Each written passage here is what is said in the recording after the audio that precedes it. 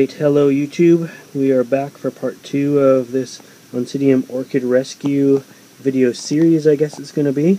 If you missed the first video, what we've done is we've removed all the yellow leaves. We've removed 2 old bloom spikes on this plant, and we actually removed a few leaves down here on this new growth that had potentially a little bit of bacteria on. After that was all done, I gave it a quick water and found out that it has absolutely no drainage in it. So what we're going to do in this video is we're going to unpot it, see what the roots look like, and repot into something a little better for this particular type of plant. So this is an Oncidium orchid. I picked it up for $5, regular $27. I believe it's actually Miltasia or a Miltasa orchid, a Miltonia and a Brassa hybrid. So I'm hoping it'll have some short stalks with purple flowers on it next year. I'm going to turn the camera off now to uncover the roots here because I need 2 hands for it, and I'll be right back and you can find out what we find. Alright, I just pulled it out of the pot there, and the roots actually look amazing. There's lots of them. It doesn't look like any of them are rotten. This orchid has been packed in, by the looks of it, pure sphagnum moss, which for this type of orchid is a no-no anyways. These roots are air roots. They all need air. So to be constantly without air and always wet without being able to dry out would eventually make it so these roots would rot.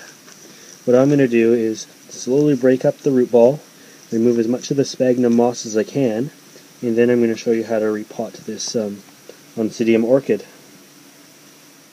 Okay, so that took about 3 or 4 minutes of carefully getting rid of all the old sphagnum moss that was in there.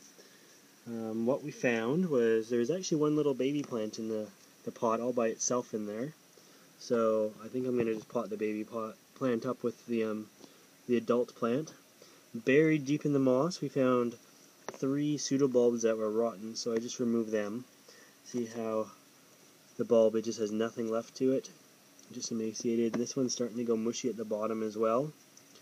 And this one, it was just starting to just go rotten down at the base. It's all wrinkly. Wasn't worth keeping on the plant. It just sort of fell off anyways.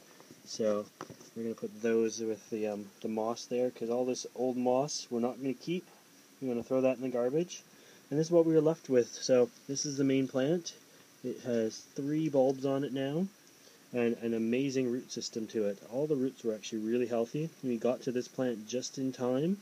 Still picking out a little bit of sphagnum moss there. But what we'll do is, I think I'm going to repot it into an orchid pot. I like to use clear pots like this. The clear pots, you can not only see the roots so you know how they're doing, but it has lots of ventilation in it. It has slits right up the side. Because orchids grow in trees, they like lots of air to their roots. They're not a ground orchid at all. So I'm going to be planting this as opposed to in straight sphagnum moss. I think I'm going to do a mixture of moss, perlite, and some bark. I will put the camera down again, and we're going to throw this out and mix up some bark and then get this guy repotted. Okay, so what I've done is I've got rid of all the old sphagnum moss and brought out a mixture of bark, and I'm going to do just a simple mixture of bark with a little bit of, this is chopped up sphagnum moss, so you can mix that in there. I've placed my orchid in the clear pot, arranged it so that the roots are all tucked in nicely, and you can see it there. What we're going to do is just sort of start filling in backwards. This is going to be an exact opposite mix of what this plant came out of. So it's going to be a nice airy loose bark mix. And I'm just going to place it all in there. And place some around the front here.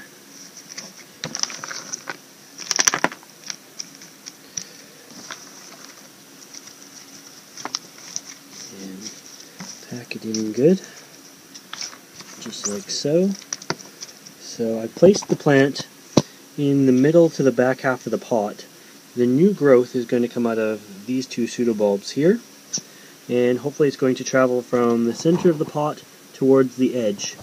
If I had have placed it backwards and say over this way, where it's already near the edge. The new growth would come right to the edge already. So this assures me at least it's going to have a year or two in this pot here. So I'm going to finish packing that up, and then I will be right back to show you the finished potted result. Alright, there we go. This orchid is all potted up. I have given it a nice airy mix area. You can see in the clear pot the roots are coming through. So this is a fir bark and sphagnum moss mix, super light and airy. I did put a little bit of sphagnum moss just on the top of the mix there. I did that for a couple reasons. I think it looks kind of cool just with the moss on top of the bark, as well as any new roots that are going to be emerging from these bulbs here are at least going to have a nice damp layer of sphagnum moss before they get into the more airy mix of the bark there. So we'll take this pot over and give it a water. And I don't know if you have watched the first video I have done. This is the second video. In the first video we gave the plant a water before we had repotted it, and the water basically just sat in the top.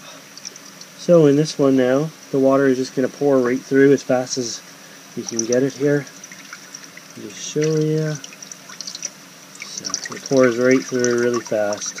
You can watch it draining out. And so this is a good way to water your orchids.